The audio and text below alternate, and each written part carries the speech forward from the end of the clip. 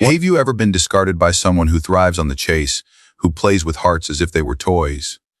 The problem is not their strength, but your ignorance of power.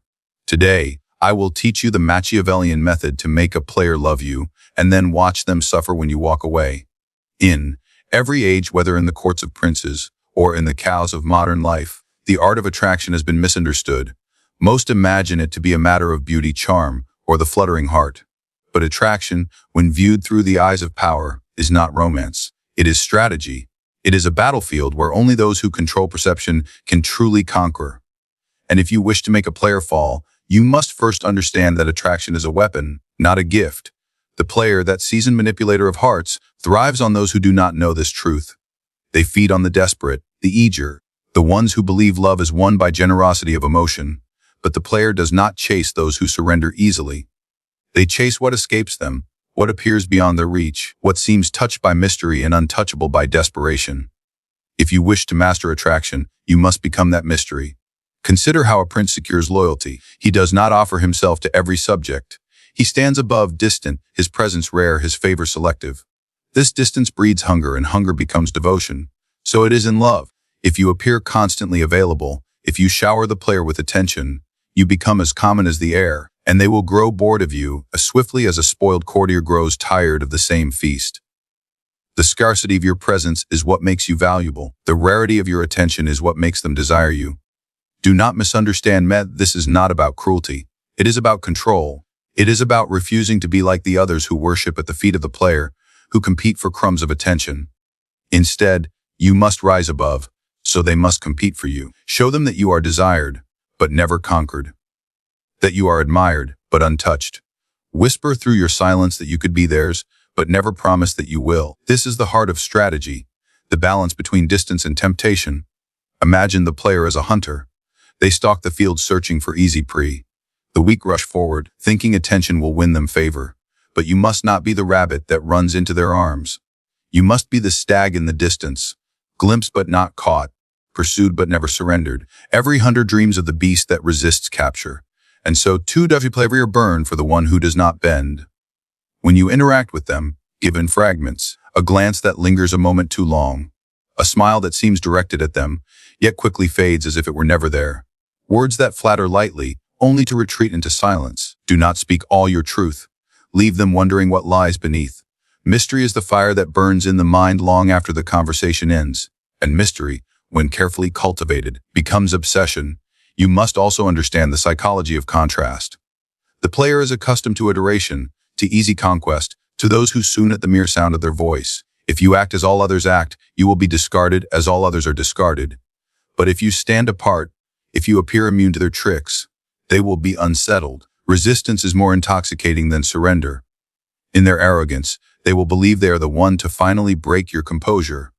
And so they will chase harder, each rejection sharpening their hunger, each fragment of attention feeding their desire. Do not fall into the trap of thinking this requires deception of words. It is not what you say, but what you do not say. It is not what you give, but you withhold. A well-timed silence, a pause in the conversation, an unread message left lingering.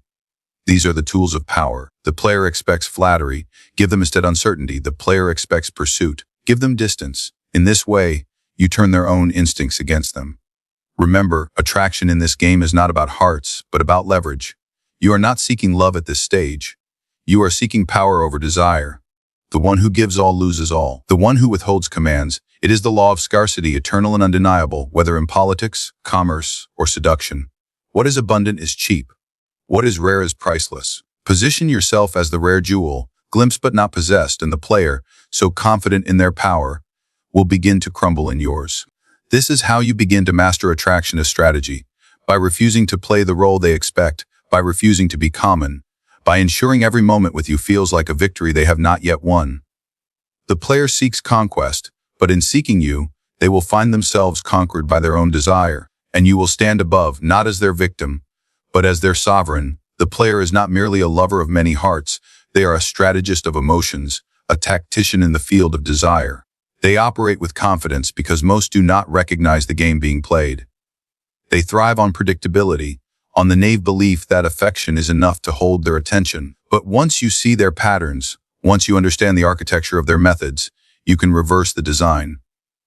Their game, once understood, becomes their weakness, and the one who knows how to weaponize this knowledge can make even the most untouchable player stumble. The player begins by creating illusion. They study their target, offering just enough charm to ignite curiosity, then withdrawing to create hunger. They rely on the victim's eagerness to please, their fear of losing attention, their hunger for validation. This cycle of giving and taking builds dependence, and dependence is the cage. But what happens when the cage is turned inside out? What happens when you learn to mirror their tactics, to offer them a taste of their own uncertainty, their own hunger? That is when the hunter becomes the hunted. Do not confront a player directly with accusation, for they are skilled at slipping through the fingers of blame. Instead, reflect their strategy back upon them with subtle precision. They offer you fragments of affection, then vanish. Offer them fragments of your attention, then disappear. They thrive on being the center of desire. Surround yourself with others who admire you, so they must compete for the place they thought was theirs by right. A player is intoxicated by control, but the taste of losing it is the sweetest poison you can deliver. Understand this: a player is not fearless. They may seem untouchable, but beneath the mask lies their greatest weakness: ego. They survive by believing they are always one step ahead, that no one can resist their charm, that their power is unshackable. When you refuse to fall into the roles they assign, when you disrupt their rhythm, their ego begins to fracture. The silence you leave after their message, the delayed smile when they expect immediate laughter, the moments you choose to walk away while they are still speaking. These subtle reversals are the cracks in their armor. There is genius in making a player doubt themselves. Doubt is the one enemy they cannot seduce, cannot escape, cannot silence. Plant doubt with your actions, not your words.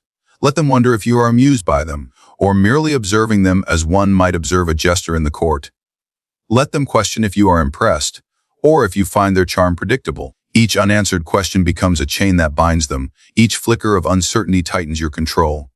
Consider also the rhythm of pursuit. The player expects to lead the dance. They advance. You retreat, they retreat, you advance. This predictable exchange is their comfort. But what if you break the rhythm? What if you advance when they expect retreat, retreat when they expect advance?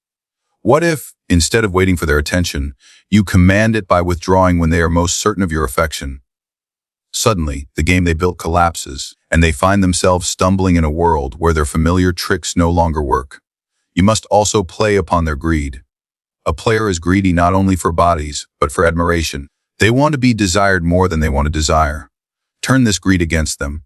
Appear desired by others. Speak casually of invitations, of admirers who seek your time, without ever naming names. Do not flaunt jealousy, but let the possibility of rivals hang in the air. To the player, jealousy is a flame that burns hotter than love, and in that flame, they lose their composure. The most delicious irony is this: the player's entire identity is built upon the illusion of control. They believe they are the master of the game, but once you learn the rules, you no longer need to resist the game. You simply flip the board. By controlling your presence, by mastering silence, by rewarding them sparingly, you force them into the very position they once forced upon others. They begin to wait for your attention. They replay your words in their mind. They suffer the same hunger they once so easily created. And when they realize they are chasing, when the awareness strikes that the power has shifted, pride will keep them from admitting it, but desire will drive them deeper. They will push harder, try sharper tricks, offer sweeter promises. Yet the more they try, the more entangled they become, because the rules no longer belong to them. They belong to you. For the first time, the player who has always held the upper hand begins to feel the weight of dependence. And once dependence grows, their freedom is no longer their own. In the theater of power, presence has its value, but absence is the sharper weapon. Men and women alike chase what they cannot have, and they cling most fiercely when something begins to slip from their grasp. This is the paradox of desire. It grows not when we are given more, but when we are given less. And if you wish to make a player truly tremble, if you wish to turn their confident smile into restless pursuit, you must learn the art of withdrawal. The player survives by rhythm. They step forward with charm, they step back to provoke hunger, and their victims, desperate for validation, follow this dance willingly. But when you take command of absence, when you withdraw not as a reaction, but as a calculated strike, you shatter their rhythm. They expect eagerness, they expect replies, they expect you to crave their approval. Imagine their surprise when your silence answers their message, when your presence becomes rare, when the stage they thought belonged to them suddenly grows empty. This is not rejection, it is strategy. The secret lies not in vanishing without cause, but in choosing the moment of retreat. A player grows intoxicated when they feel the fire of your attention. They lean into the warmth, they grow confident in their control. And it is at that peak, when they believe you are most under their spell, that you withdraw. Like wine taken from the lips mid-sip, your absence becomes unbearable. They replay every interaction, every glance, every word, searching for the reason. But there is no reason, only power. Withdrawal creates scarcity, and scarcity breeds obsession. When you are present, your value is measured by what you give, but when you step away, your value is measured by what they now lack. The player, so accustomed to abundance, finds themselves starving. And in that hunger, they begin to chase. They will not name it love, at least not yet, but their mind will circle endlessly around you, because your silence has carved a wound they cannot heal. This is the weapon of anticipation. When you reappear, even briefly, the relief they feel is intoxicating. They cling to your presence, desperate to keep it from slipping away again. And so, each withdrawal deepens their dependence. They begin to fear losing you, a fear they are unaccustomed to. For once, the player, who has always been the storm, feels what it means to be at the mercy of another's absence. But take care. Withdrawal must not be obvious, nor should it be cruel. If your silence is transparent, it will reveal your hand. It must feel natural, effortless, as though your world does not revolve around them, as though you are consumed by matters more important, as though you could exist perfectly well without them. Nothing destabilizes a player more than the realization that they are not at the center of your universe. This indifference, when executed with grace, strikes deeper than any rejection. Think of the greatest rulers. They did not make themselves available to every subject at every hour. They limited their presence, forcing their court to wait, to long for their audience. The rarity of their time made every glance a treasure, every word a command. You must be as the sovereign of your own kingdom, allowing the player brief moments of your light before returning to the shadows. This creates not distance, but reverence. The power of withdrawal also lies in its unpredictability. If absence follows a pattern, it loses its strength. You must retreat when they least expect it. After moments of laughter, after glimpses of intimacy, after sparks that suggest closeness, you vanish. Not with anger, not with explanation, but with silence. It is the suddenness that haunts them. It is the uncertainty that gnaws at them. They will ask themselves, did I misstep? Did I lose them? Was it something I said? The mind becomes its own tormentor, and you need not lift a finger. Withdrawal is not a punishment, it is a mirror. It shows the player the fragility of their own control. They thought themselves the master, the one who dictates the chase. But when you vanish at the height of their desire, you reveal the truth: they were never in control. You were. And now, every ounce of their arrogance turns inward. Every moment of their confidence is replaced with restless pursuit.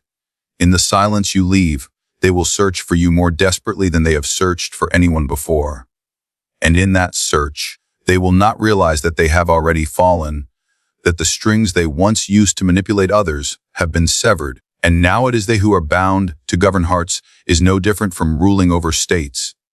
The principles remain the same. Power belongs not to the one who kneels, but to the one who commands. Love, in its raw form, is chaos, a storm of emotions and weaknesses.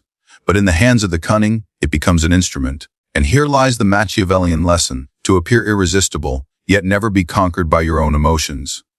To hold others in your orbit, while remaining untouched by the pull of their gravity. A player believes they are the ruler of this realm, charming, discarding, and moving freely, as if they were a prince above consequence. But what they do not expect is one who understands love as strategy, one who approaches attraction with the cold calculation of a statesman. They expect eagerness. They expect surrender. They expect you to be intoxicated by their performance. Instead, you must wear the mask of desire while secretly holding the strings. They must believe they are winning you, even as every move brings them deeper under your control. Think of how a ruler maintains authority. He shows generosity when it serves him, cruelty when it protects him, and indifference when he must appear above the petty desires of others. You must do the same.